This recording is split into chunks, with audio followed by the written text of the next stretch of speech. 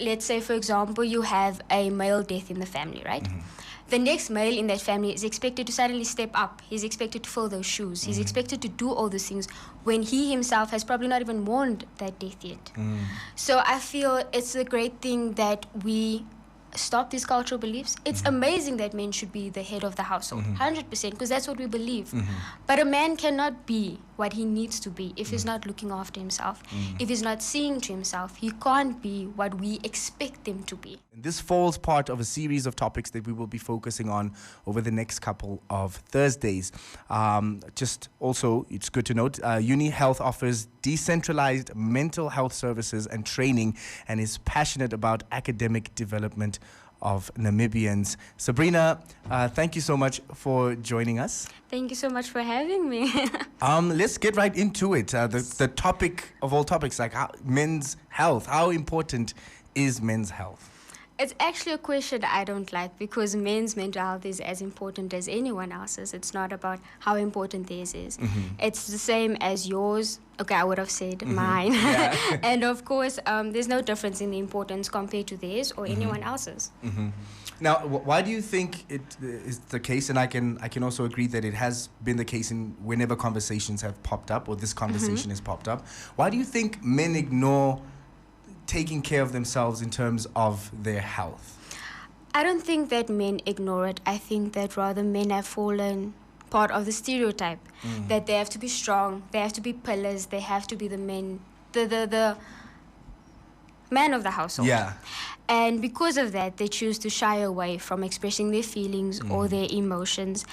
And I think that if we had to, let's put it in a practical example.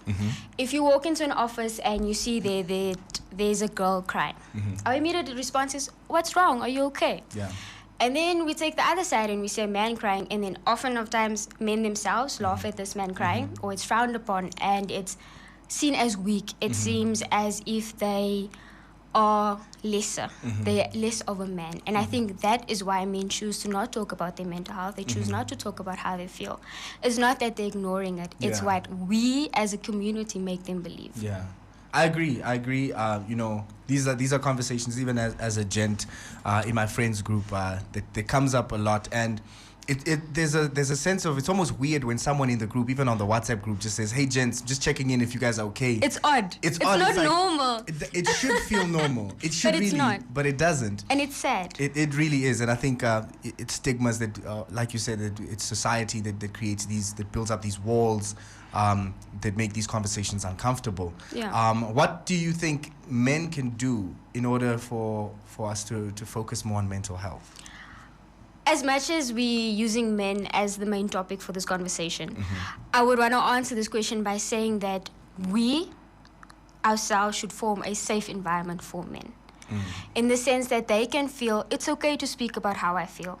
It's okay that I feel sad. It's okay that I feel angry. And something that I really want to say is that strength lies in vulnerability. Being vulnerable is powerful. You speaking about how you feel is one of the best things you can do. And you know, we were talking about an album that dropped recently today. There's a Kendrick Lamar album where he talks about therapy, and I'm seeing this trend in music where men speak on therapy and getting help and just speaking about feelings and emotions. It's something that's maybe slowly happening, and maybe a lot slower than we would like it to happen.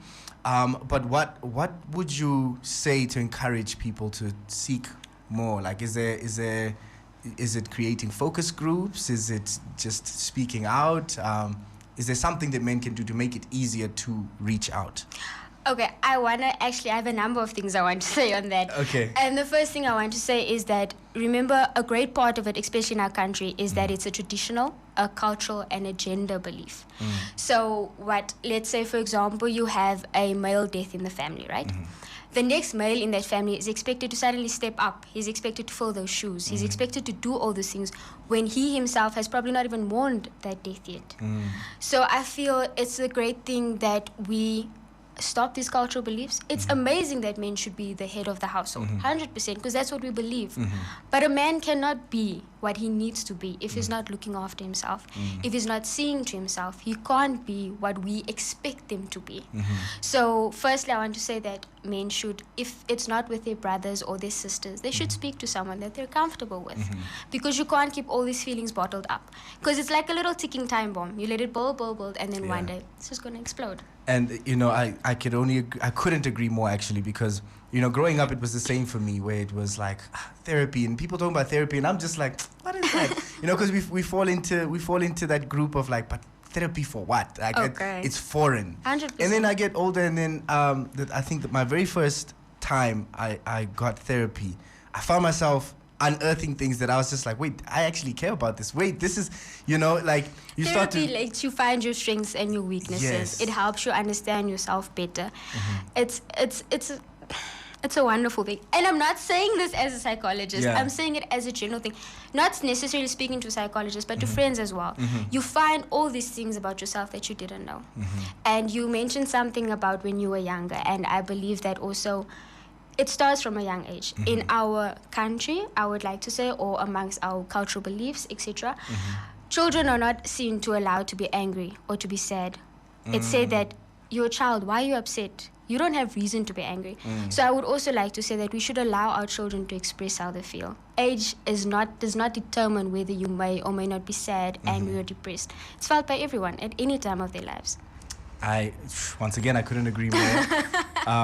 This is a very important topic, and I'd call all the gents to really listen and speak. And I agree with Sabrina that it's a conversation that extends even beyond just men, as it's a society. And I truly believe that human beings are not put on this earth for isolation or to live in isolation. No man is an island. No man is an island. So I agree, and thank you so much for just shedding light on the importance of it. And just any last words for the listener out there? I would like to say that seeing a psychologist does not mean that you are crazy. It does not mean that you are sick. It does not mean that you're not okay. It simply means that you have a lot of thoughts, that you want someone to help you understand and put into perspective. So there's nothing wrong with seeking help, whether it be a man, a lady, or a child. It's normal. It doesn't mean that there should be any stigma attached to it.